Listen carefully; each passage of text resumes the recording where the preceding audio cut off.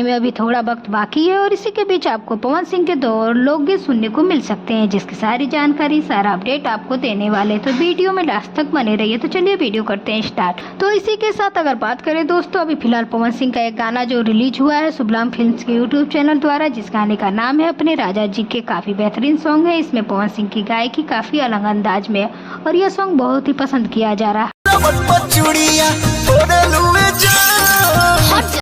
हालांकि एक और चीज सुनने को मिल रही है कि यह गाना चोरी का है। तो दोस्तों देखिए, ये गाना चोरी का नहीं है, यह एक पारंपरिक धुन पर बनाया गया है और ऐसी चीजें हमेशा होती रहती हैं। इसको चोरी नहीं कहा जा सकता। अरविंद अकेला कल्लू का एक भक्ति सॉन्ग के धुन पर ही पवन सिंह का गाना बनाया गया है। नहीं दिया जा सकता है। गाना काफी अच्छा है, आप लोग गाने को सुनिए। यह गाना एक दिन में 3 मिलियन के आंकड़े को पूरा भी किया है।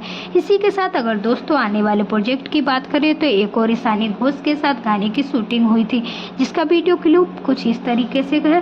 काफी रोमांटिक गाना है। एक गाना ईशानी घोष के साथ रिलीज हुआ है, एक गाना और भी है जो आप लोगों के बीच में बहुत जल्द रिलीज किया जाएगा।